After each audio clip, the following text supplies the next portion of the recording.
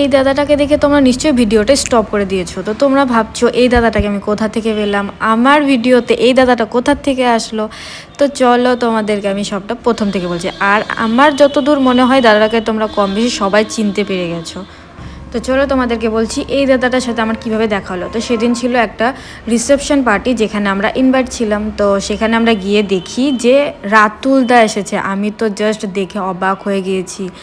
তারপরে আমার এক্সাইটমেন্ট আমি ধরে রাখতে পারছিলাম না। আমার ফ্রেন্ড আকাশ, নীল, তোমরা যাকে নীল নামে চেনো, সে আমাকে বলল যে নীল ওকে এখানে নিয়ে এসেছে।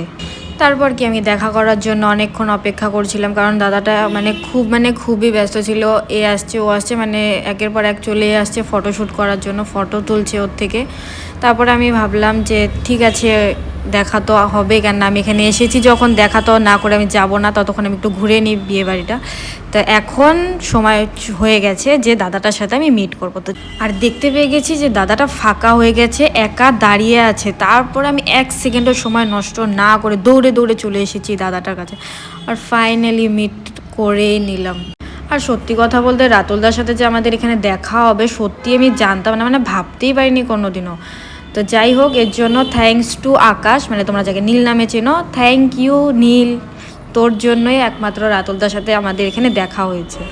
তো রাতুলদার সাথে মিট করে আমরা এখানে এসেছি খেতে। তো দেখতে পাচ্ছ এত ভিড় হয়েছে, মানে একটা সিটও ফাঁকা নেই। তারপরে অনেকক্ষণ ওয়েট করার পরে ফাইনালি আমরা জায়গা পেয়ে গেছি, বসেও পড়েছি।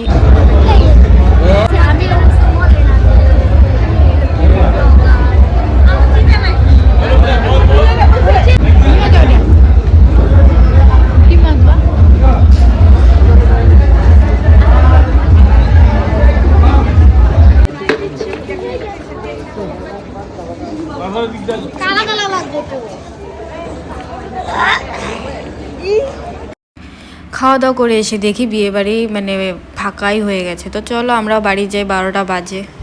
দেখা হচ্ছে নেক্সট ভিডিওতে। বাই, বলো good night. Good night, tata. Tata.